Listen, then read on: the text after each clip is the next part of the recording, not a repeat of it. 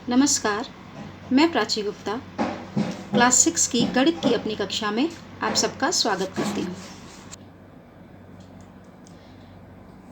पिछली कक्षा में हमने देखा कि वे संख्याएं जिनसे कोई सूचना प्राप्त हो उन्हें आंकड़े कहते हैं। तो हम आंकड़ों को व्यवस्थित करना होता है किसी भी तरह की सूचना प्राप्त करने से पहले।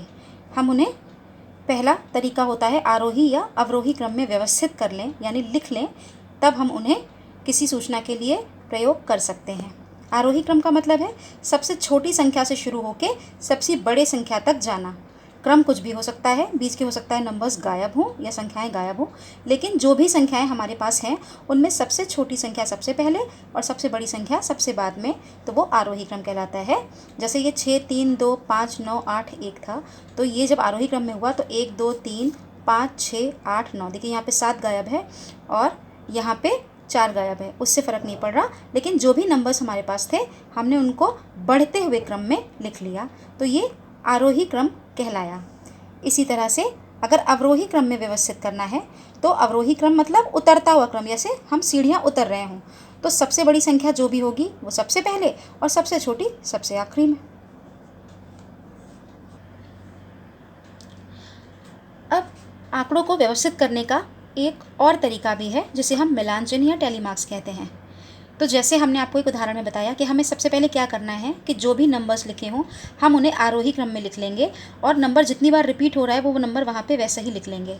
अब हम इस तरह की एक टेबल बनाएंगे जिसमें हम वो आंकड़े लिखेंगे। जो सबसे पहली सबसे छोटी संख्या है वो हमने लिखी। अब वो संख्या जितनी बार आई है उसके आगे उतनी सीधी रेखाएँ खींच देते हैं। हम उन संख्याओं को बार बार नहीं लिखेंगे। 16 नंबर 3 बार आया है तो हमने 3 रेखाएं खींची और 4 रेखाएं हैं खींची अगर 22 नंबर 4 बार आया है। इस तरह से हम सारे आंकड़ों के सामने रेखाएं खींच लेते हैं। अगर 4 से ज़्यादा बार आया है तो 5वीं रेखा उसे क्रॉस करती है। फिर 6ठी रेखा इस सेट में नहीं आती, 5-5 के सेट बनते हैं, तो हमें उसे अगली बार लिखना पड़ता है। जैसे यहाँ पर है कि 5 बार 2 हो गया, अभी और 2 बाकी हैं, तो हमने उनके लिए फिर से किया, फिर से 5 हो जाएंगे तो अगला सेट बनेगा। इनको गिनना आसान रहता है, इसीलिए 5-5 के सेट में हमने बांटा है। इन्हीं दोनों चीज़ों के आधार पर अब हम ये क्वेश्चंस करेंगे। निम्न आंकड़ों को आरोही क्रम में लिखिए। तो जो सबसे छोटी संख्या है वो सबसे पहले लिखी जाएगी और जो सबसे बड़ी संख्या है वो आखिरी में जाएगी। बीच में सारी संख्याएं क्रम से आती जाएंगी। इसी तरह अवरोही क्रम यानी कि उल्टा क्रम, सबसे बड़ी संख्या सबसे पहले और सबसे छोटी संख्या सबसे आखिरी में, तो हमें अवरोही क्रम मिल जाएगा। और तीसरा प्रश्न है, इन नंबर्स में टैली चिन्ह लगाने हैं, तो हमें इसमें टेबल बनानी है। टेबल से पहले आपको आरोही क्रम में संख्याओं को व्यवस्थित करना है और व्यवस्थित करने के बाद हमेशा गिन के ज़रूर देख लीजिएगा कि आपके क्वेश्चन में टोटल कितनी संख्याएं थी। मान लीजिए ये 15 हैं, तो आपने जब आरोही क्रम व्यवस्थित किया तो उसमें भी 15 ही नंबर्स हों।